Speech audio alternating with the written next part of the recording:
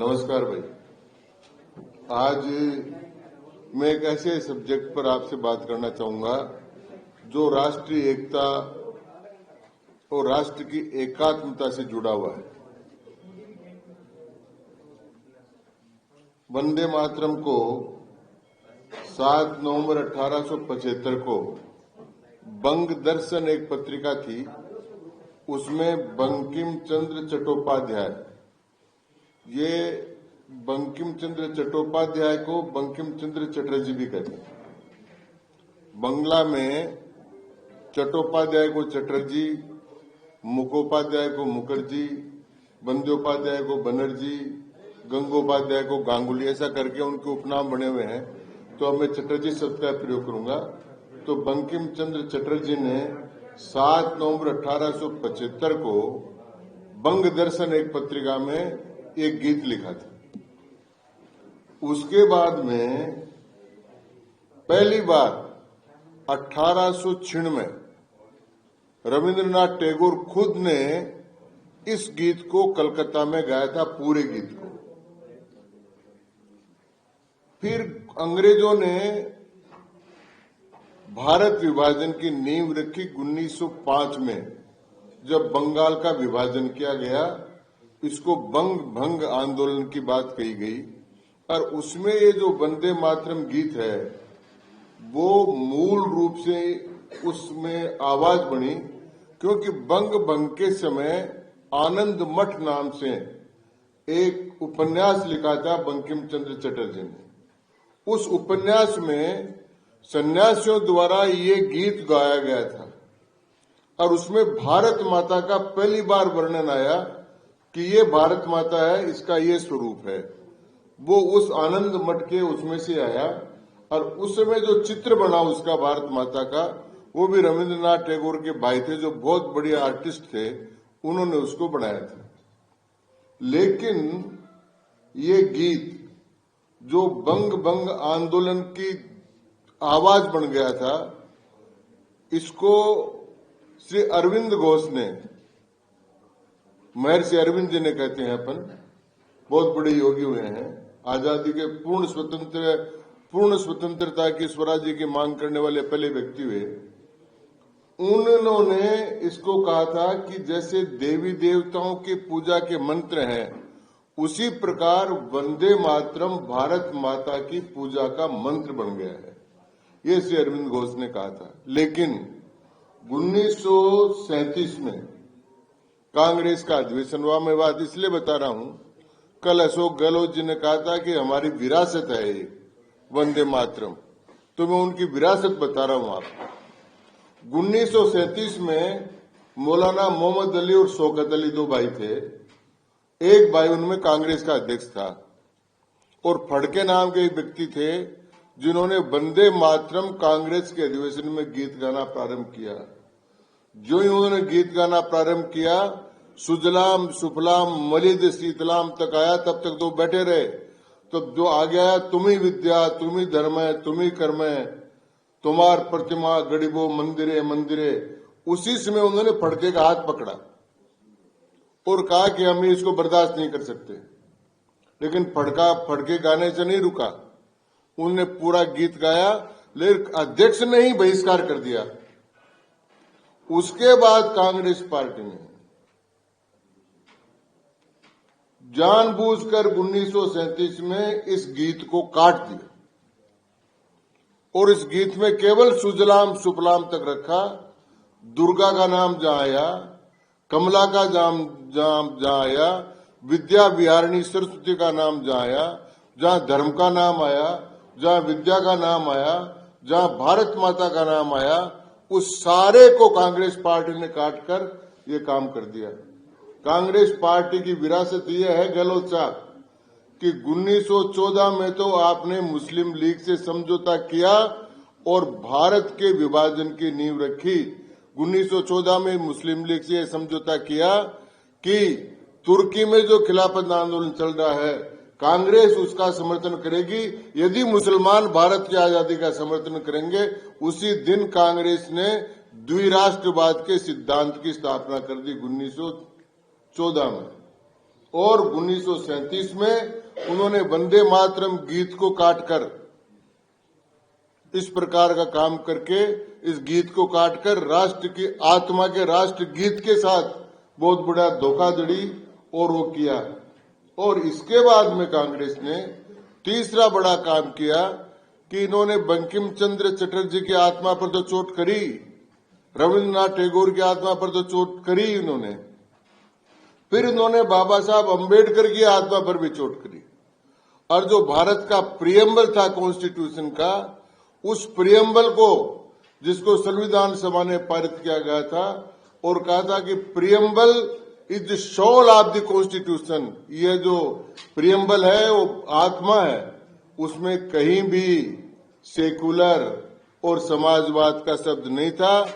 1976 में इमरजेंसी में कांग्रेस पार्टी ने जबरदस्ती बिना किसी की सहमति के संविधान में संशोधन कर 42वां और ये सेकुलर और ये सब जोड़ दिया। तो कांग्रेस की जो विरासत है ना, वो विरासत तो है भारत विभाजन की और तुष्टीकरण की। मुसलमानों को तुष्टीकरण करना था, इसलिए वंदे मातरम गीत को काट दिया। अल्पसंख्यकों के वोट चाहिए, इसलिए संविधान की आत्मा में सुई चुभो दी। और 1937 में और 1905 में कांग्रेस ने सारा काम किया। और उन्होंने आरोप लगाया कि भारतीय जनता पार्टी इसका राजनीतिकरण कर रही है, नहीं कर रही है। 150 वर्ष होने के बाद में राष्ट्र की आत्मा को जागृत करने और राष्ट्र में एकात्मता की भावना उसी प्रकार से पैदा हो जाए, इसके लिए मोदी जी ने पूरे राष्ट्र गीत को, जिसके लिए डॉक्टर राजेंद्र प्रसाद जो संविधान सभा के अध्यक्ष थे, उन्होंने कहा कि ये गीत उसी प्रकार से है महत्वपूर्ण जितना जनगण मन है। तो उस गीत को भारत के गली गली चौराहों पर गाकर क्रांतिकारी जिन्होंने वंदे मातरम कहकर फंदे पर झूल गए थे, वंदे मातरम जो बंग भंग आंदोलन का नारा बन गया था, वंदे मातरम जो भारत माता की पूजा का मंत्र बन गया है, उस वंदे मातरम को सब जगह गाकर भारत की राष्ट्रीय एकात्मता का दिग्दर्शन कराने और जागृत करने का काम कर रहे हैं। जिस प्रकार से सरदार वल्लभ भाई पटेल की 150वीं जयंती मनाकर हम लौह पुरुष का स्मरण करके भारत की एकात्मता का काम कर रहे हैं, उसी प्रकार से मोदी जी ये काम कर रहे हैं, उसी प्रकार से स्वदेशी की बात करके काम कर रहे हैं। तो भारतीय जनता पार्टी मोदी जी के नेतृत्व में भारत की राष्ट्रीय एकता, भारत की राष्ट्रीय अखंडता को कायम करने का काम कर रही है। और कांग्रेस पार्टी वंदे मातरम का विरोध करके, संविधान की प्रियम्बल का संशोधन करके केवल तुष्टीकरण और तुष्टीकरण की बात कर रही है। इसलिए कांग्रेस की विरासत तो तुष्टीकरण की है और हमारी जो विरासत है वो राष्ट्रीय एकात्मता की और राष्ट्रवाद की है। ये मुझे आज आप लोगों को कहना है। आप कोई इसमें प्रश्न पूछना चाहें तो पूछ सकते हैं। लेकिन अशोक गहलोत तो कहते हैं कि कांग्रेस की शुरुआत से ही वंदे मातरम उनके कार्यक्रमों में पूरा गाया जाता था, जबकि बीजेपी शुरुआत में इसको नहीं मानती। देखिए, उन्होंने कहा है कि ये आरएसएस वाले नमस्ते सदा वत्सल्य बोलते हैं, अब वो और अंत में भारत माता की जय बोलते हैं। तो राष्ट्रीय स्वयंसेवक संघ की स्थापना हुई 1925 में और नमस्ते सदा वत्सल्य का अर्थ है, नमस्ते सदा वत्सल्य संस्कृत में, उसका अर्थ है वंदे मातरम। तो हम तो वंदे मातरम शुरू से कह रहे आ रहे हैं। और मातृभूमि बारे में जहां तक उन्होंने कांग्रेस के बारे में कहा, तो उनको मैं याद दिलाना चाहता हूं कि कांग्रेस ही वो पार्टी है जिन्होंने 1937 में इस गीत को काटा और संविधान सभा में इसको पूरे को पारित नहीं होने दिया। और आज मैं उनको चेतावनी चैलेंज देता हूं, अगर कांग्रेस पार्टी इस बात का खुलेआम समर्थन कर दे कि वंदे मातरम का राष्ट्र गीत जो है वो पूरा गाया जाना चाहिए, तो मैं कांग्रेस की विरासत मानूंगा। क्योंकि अभी भी बहुत से लोग कांग्रेस पार्टी केरल में और महाराष्ट्र में विरोध कर रही है कि हर स्कूल में पूरा राष्ट्रगान गीत नहीं गाया जाना चाहिए, जो एक पहले का स्टेंज है उसको गाया जाना चाहिए। इसलिए कांग्रेस अभी भी उसी तुष्टिकरण पर लगी हुई है और अभी भी मुसलमानों को या अल्पसंख्यकों को बहकाने में लगी है कि ये जो राष्ट्र गीत है वो आपके लिए नहीं है, इसमें दुर्गा का नाम है, इसमें धर्म का नाम है, इसमें कमला का नाम है, इसमें विद्या विहारिणी का नाम है। तो ये कांग्रेस पार्टी के चरित्र को उजागर करता है। लेकिन अभी भी देश में कई ऐसे लोग हैं जो वंदे मातरम को नहीं गाते हैं। क्या इसीलिए ये फोकस किया गया है कि स्कूल में, कार्यालयों में ये सब गाया जाए? राजस्थान में ऐसी बात है। देखिए, सारे देश भर में गाया जाना चाहिए। सारे क्रांतिकारियों ने गाया, जो बिस्मिल था राम प्रसाद मिश्र उन्होंने भी गाया, सबने गाया। तो जो भी क्रांतिकारी थे, एक दो मुसलमान क्रांतिकारी थे, उन्होंने भी गाया। तो ये तो राष्ट्र गीत है, जो इस राष्ट्र में रहे उनको सबको गाना चाहिए। भारत माता की पूजा का गीत है तो भारत माता को माता मानना ही चाहिए, भारत माता की पूजा करनी चाहिए, भारत माता का मंत्र है उसको बोलना ही चाहिए। तिवारी जी, आरोप कांग्रेस ने ये भी कहा कि जो कार्यक्रम हुआ उससे उनको कोई आपत्ति नहीं है, लेकिन कार्यक्रम सभी को साथ में लेकर किया जाता है और राजनीतिक दलों से विचार कर लेते और सुझाव ले लेते, उनको भी साथ में ले लेते, ये उनका आरोप। उन सबको निमंत्रण किया गया था, वो मना कर रहे थे, कोई निमंत्रण नहीं। अब मना करने से क्या, वो डरते हुए आते नहीं फिर मना करते हैं। पंजाब जी, क्योंकि आपने वंदे मातरम के लिए कांग्रेस को चैलेंज किया है, तो आपके जो आयोजन समिति के 3 सदस्य थे वो पूरा गा सकते हैं वंदे मातरम? देखिए, पूरा तो मैं भी गा सकता हूं और आयोजन समिति के सदस्य भी गा सकते हैं, और नहीं गाए तो कागज लेकर गा लेंगे। कागज बांटा था सबको कि पढ़ लो, तो पढ़कर गा सकते हैं। और आजकल तो टेलीफोन में गा सकते हैं। तो गाना चाहिए। और पूरा राष्ट्र गीत का इसलिए अभ्यास करा रहे हैं कि इसको जो भुलाने की कोशिश की है इसको वापस याद करा। तो उनको अगर नहीं आता तो उनको भी याद करा देंगे। धन्यवाद।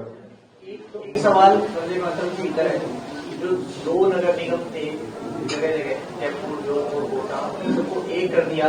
क्या इससे ऐसा नहीं लगता कि कुछ कार्यकर्ता जो उनको कम मौका मिल पाएगा, 250 कार्यकर्ताओं को मौका मिलता चुनाव लड़ने का, जैसे जयपुर की?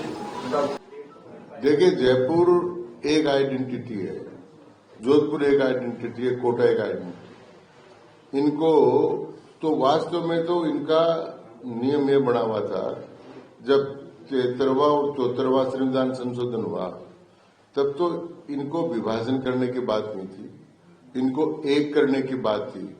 और ये बड़े हो जाए तो 10-20 लाख से ऊपर हो जाए तो मेट्रोपॉलिटन काउंसिल बनाने की बात थी।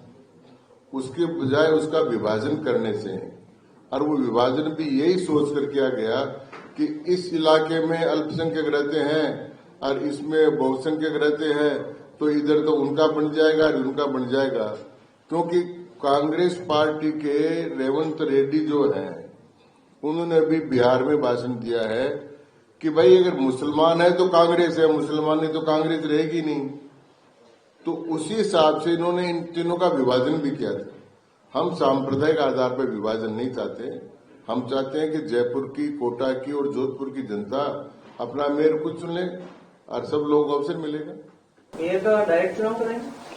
ये तो अभी मुझे पता नहीं है, लेकिन अभी तो इनडायरेक्ट ही है। आपने कहा कि जनता डायरेक्ट चुनाव मिलेगा। डायरेक्ट चुनेगी तो पार्षदों को चुनेगी, ऑप्शन तो है ही। धन्यवाद।